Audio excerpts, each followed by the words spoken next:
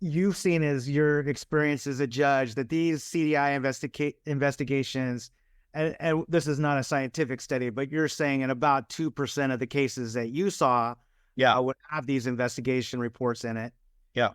Your experience as a judge, you didn't give it much weight, but you do know they exist. Some judges do give them more weight. Right. The investigator. Oh, the other thing I want to say, the investigation I've seen is Yeah. usually a 1 to 2 day thing where the Mhm. person will interview the neighbors one day and then come back and interview the claimant the next day and Mhm. then sort of split. Yeah.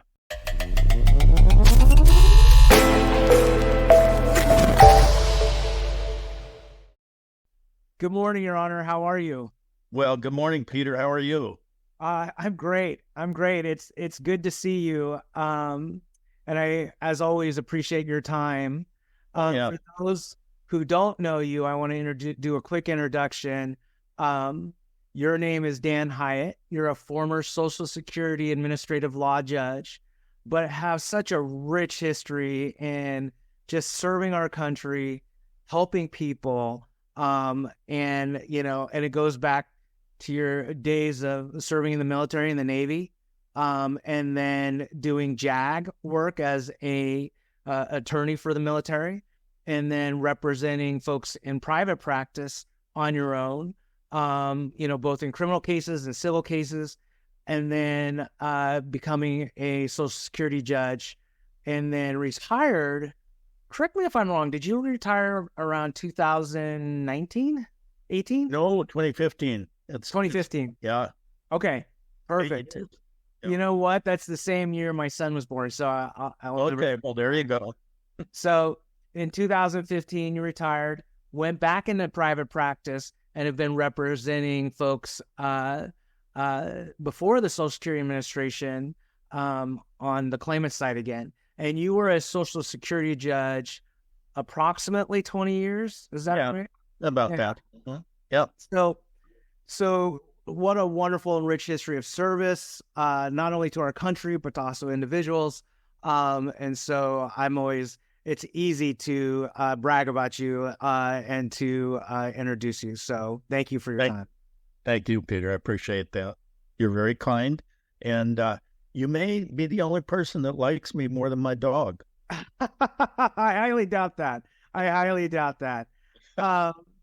Listen, I wanted to talk to you about some different subjects, but one of the questions that we get from either potential clients or current clients is this question of, is Social Security going to spy on me? And we get that more often than you would think, and I'm sure you've gotten it yourself from clients.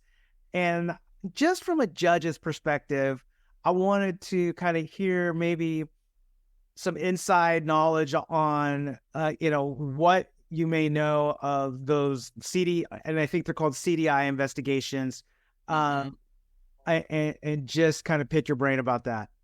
Okay.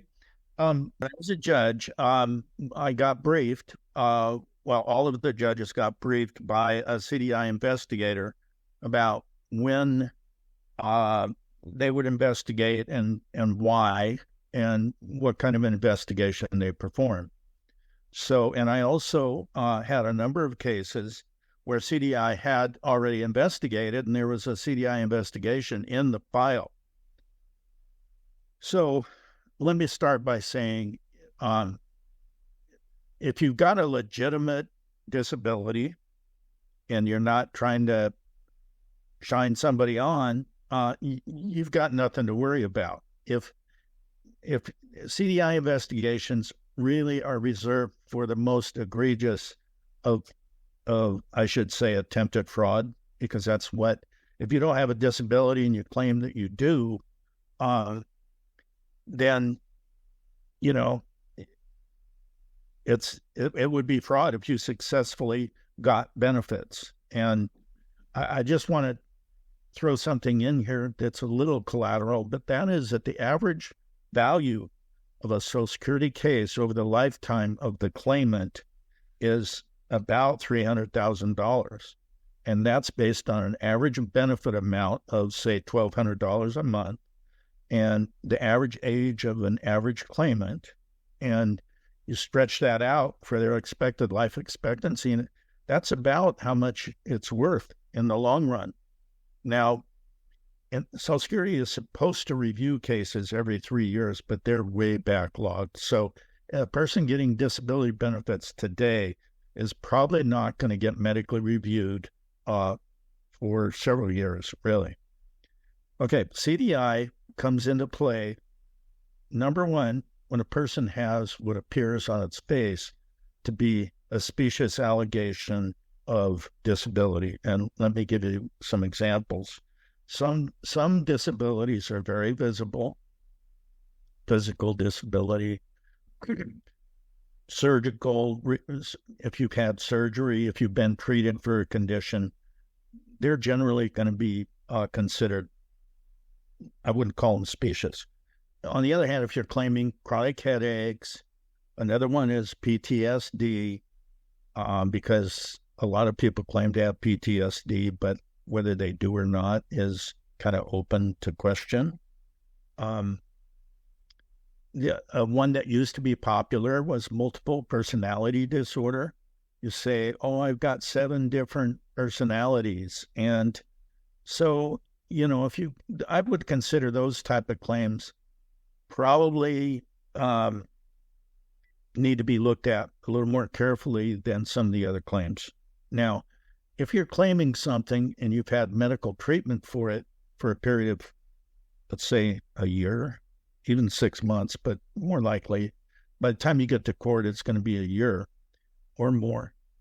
So if you've been getting medical treatment for your impairments, I wouldn't worry too much about a CDI investigation.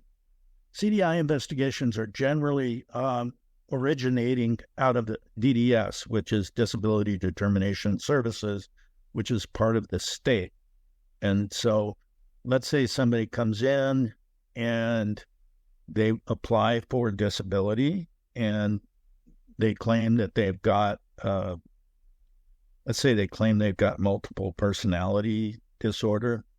They come in and they're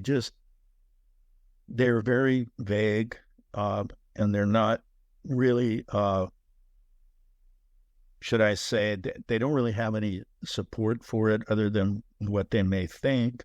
Or maybe somebody told them, hey, I think you might have PTSD. Well, those are pretty obviously not going to be considered a legitimate claim.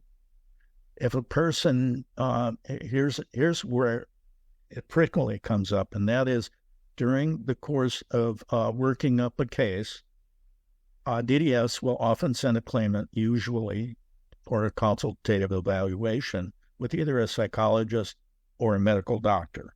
So they'll go in for this evaluation, and if they're very vague or inconsistent in what they're saying, that's going to probably raise a red flag for the examiner.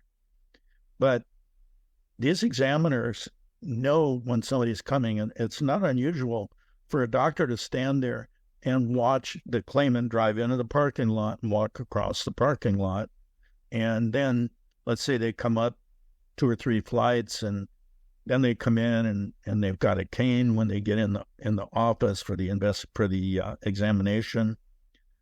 And they didn't have a cane. They were walking normally as they crossed the parking lot. Well, that would probably be something to raise a red flag.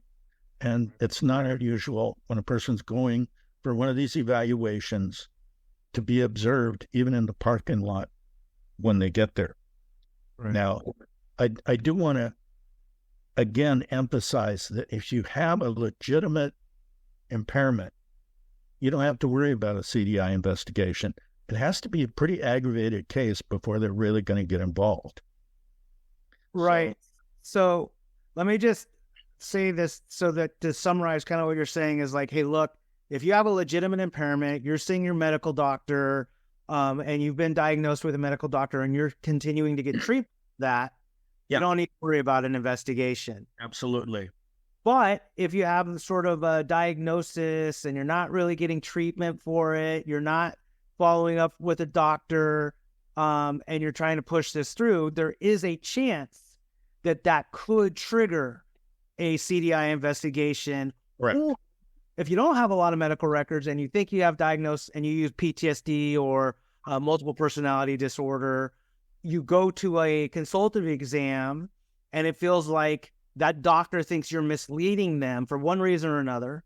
They may suggest a CDI investigation, trigger a CDI investigation. What percentage in your experience, both as a judge and as an attorney, what percentage of the cases actually get a CDI investigation that you've been on? It's pretty rare. I'd say maybe 2%. So okay. 2 out of 100. And the investigation itself, is it's not necessarily what you would think. You want me to kind of take it? Yeah, I'd love to hear about the investigation. I mean, I've read, at this point in my career, I've read hundreds of those CDI investigations. Sure. But I'd love to hear about, from a judge's perspective of the CDI investigation, how it's done, how it's performed, the credibility of it. Yeah. Okay. Well, so a judge can order a CDI investigation, but actually he can't really order it. He can request it. And when I was a judge, I requested it on 2 occasions over almost 20 years.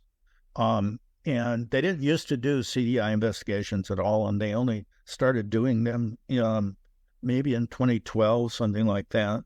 But in one of them, a guy claimed to be blind, and he drove to the hearing, and his lawyer pulled out a disabled parking sticker. And I said, "What's that for?" And he goes, "Well, he's blind, so he gets to park in disabled." Well, I'm sorry. That certainly does cause one to wonder.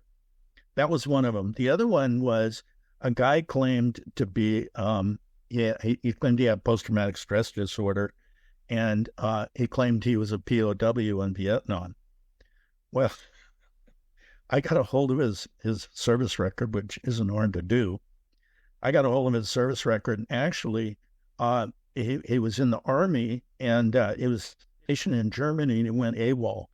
And he was gone for like 6 months, and then he came back, and he claimed all that time that he'd been a POW in Vietnam, but there was no legitimacy to that claim. So anyway, the way go ahead, I'm sorry. No, I was going to ask, just the way it's conducted, because I've read them and they outline how they're done, but just the way, from your experience, the way they're conducted. Well, so the investigator is going to look at the medical records first and see what the claims of impairment are. And then generally they will go to the neighborhood where the individual lives, and they will sit there and wait and try to observe the claimant either coming in or going out of his house, getting in his car, driving away, whatever. Sometimes they'll even follow someone. I'm not sure what information that gives them, but once in a while they will. The other thing is they'll interview all the neighbors, and what does this person do during the day? Have you seen them, whatever, walking? If the impairment is, like, say, a back problem, what observations have you made about this individual? So, and then they will actually try to interview the claimant himself or herself. And usually they'll introduce themselves. Sometimes they'll use a pretext and say, well, there have been some reports of snooping in the area. Have you observed anything? And then they just get them to start chatting. And particularly with mental impairments, if they can carry on a normal conversation, they seem reasonably intelligent. They're going to probably not conclude that the person has a serious mental impairment, like agoraphobia, something like that. Usually on a CDI investigation, they don't draw conclusions. They don't say, oh, this person is malingering, or this person is trying to perpetrate a fraud, whatever. They don't generally draw those conclusions. They leave that for the finder of fact, that being the judge.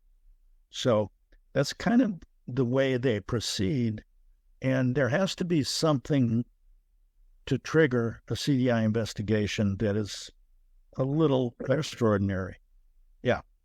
Yeah. So the investigator themselves, and I'm not 100% sure on this, they're not employees of the Social Security Administration. If I remember correctly, they typically work for another agency, whether it be the Department of Justice or maybe it's DDS, but they're not employees of the Social Security Administration. Is that correct? As far as I know, that is correct. Yeah. And how much as a judge, now not as a client's attorney, but as a judge. So first, when I read those reports, they read like, and you and I both have done criminal work, they actually read a little bit like a police report in a way that a CDI investigation, it's like 15 pages long, give or take. And it just kind of outlines, here's the facts, here's what I did. It just reads like a police report in a lot of ways. Mm-hmm. Mm-hmm. How much credibility do you give to those reports? Actually, not a lot.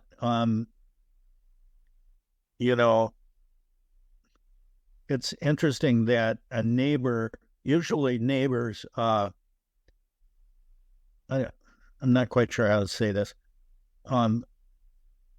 You never know what motivates a neighbor to quote unquote rat a neighbor out. I don't know. They may have an antagonistic relationship. But memories are frail. People claim they remember something and maybe they're wrong. It always gets back to the medical records, really, Peter, more than anything. If the medical records support what the claimant is saying, I'm probably going to give that the most weight. You get a CDI report. Here's an example.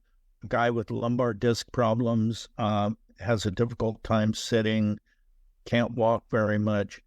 CDI observes him mowing his lawn, that sort of thing. Well, that would raise an eyebrow.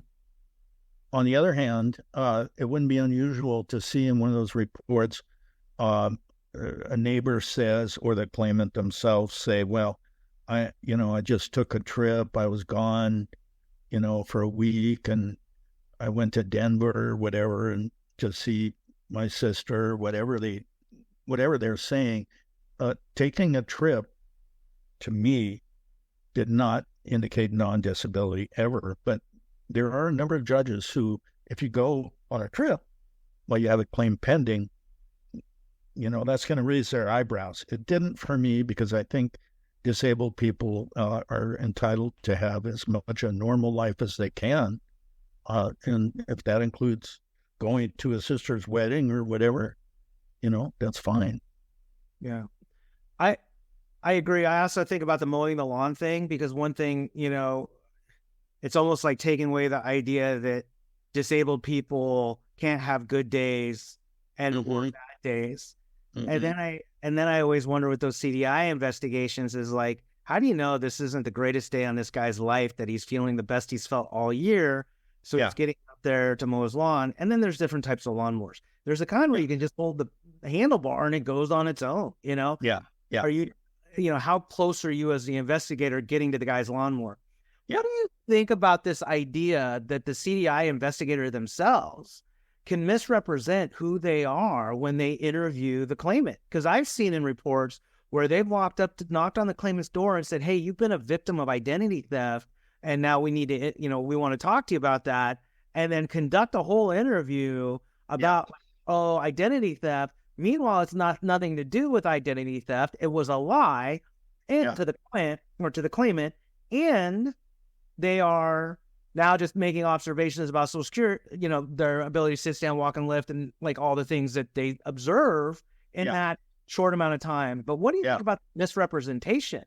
I think it's really bad. A pretextual investigation or interview, to me, carries. I wouldn't give it any weight at all if they misrepresent who they are or why they are there.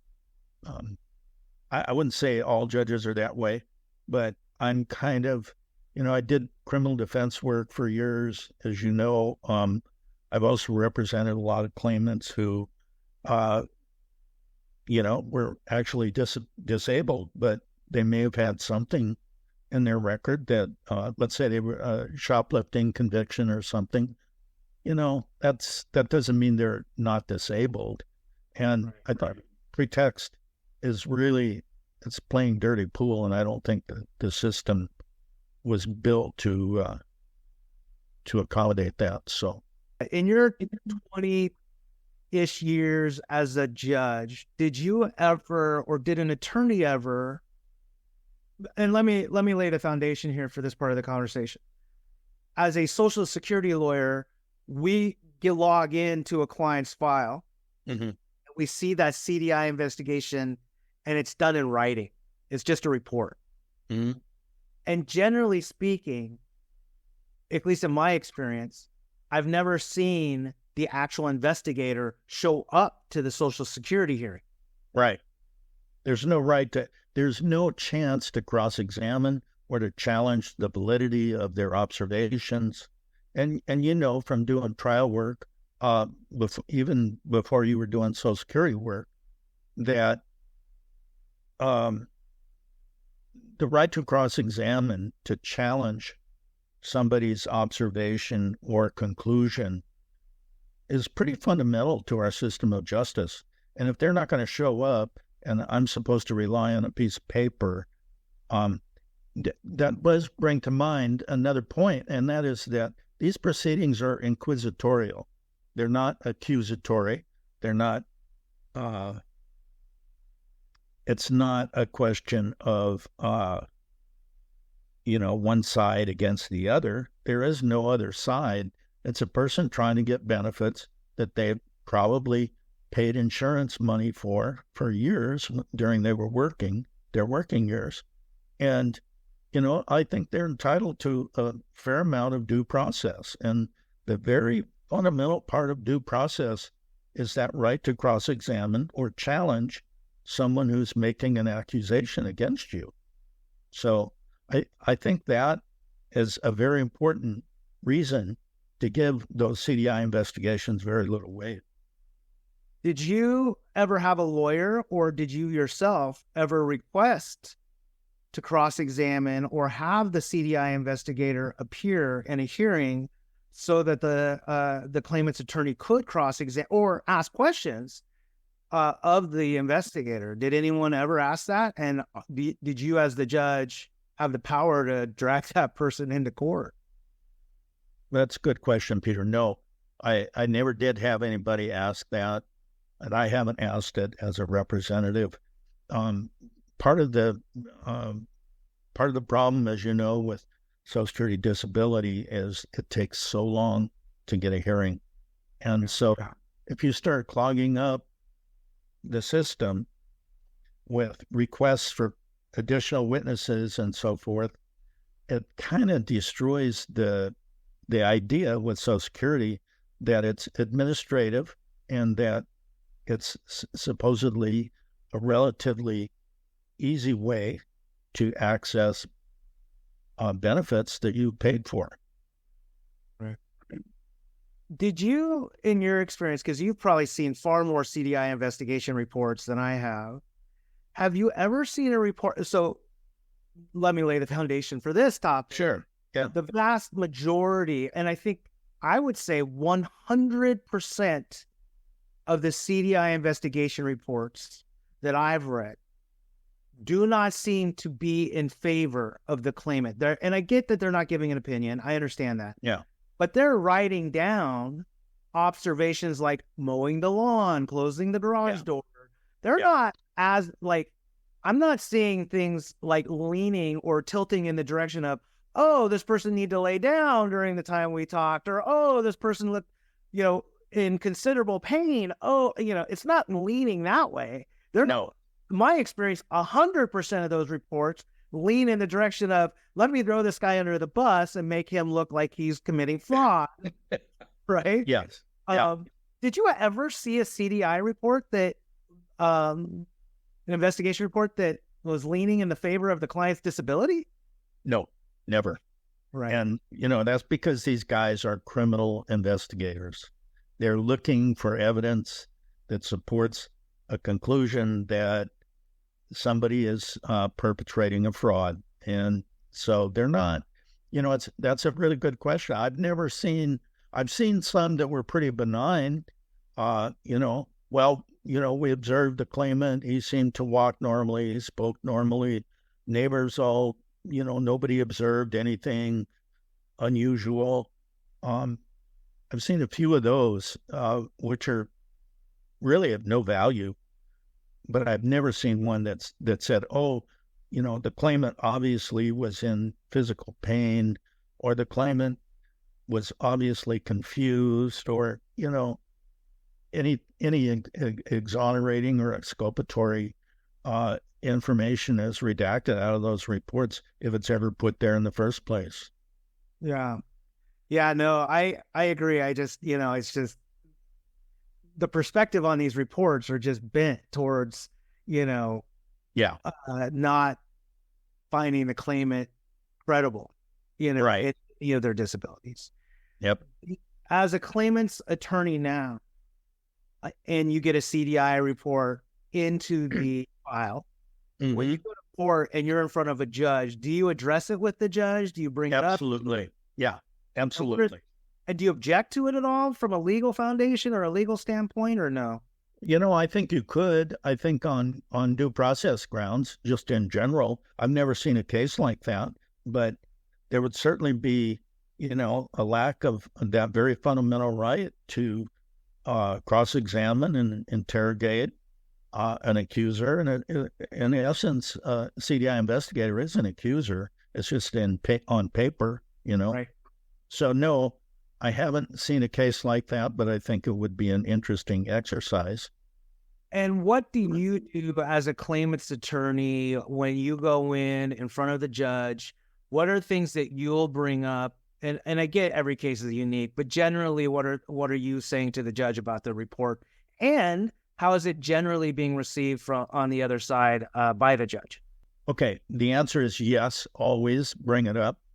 And because it's an inquisitorial process, let's say I just give you an example that comes up fairly frequently, and that'll be a claimant is embarrassed because they're smoking marijuana. And so the judge, and it's in their record, and so the judge asks them about it, and they'll minimize it. I mean, that's human nature. Same thing with alcohol use. They'll minimize it. And if it's controverted in the record, I'm actually going to point that out to the judge, even though it's harmful, could be harmful to my client, because I think whatever result you end up with in these hearings, it's got to be based as much on truth as possible. So I don't hide stuff from the judge. And in fact, one of the things I learned many years ago as a trial attorney is that your credibility with the judge is very important. And if you bring something that may be adverse to your client to the judge's attention and explain it away, or give the claimant an opportunity to address those allegations, we used to call that takes the sting out of it. In other words, it's not going to hurt the claimant if there's a reasonable explanation or, some different way to look at what a conclusion was, if that makes sense. Oh yeah, for sure. How do you see judges receiving or dealing with the CDI reports themselves these days? In the same way, do you think most judges don't find them to be as credible as kind of you did as a judge, or do you think they just hang their hat on it, like, look at this is super credible? Peter, it's like everything else. It depends on the judge.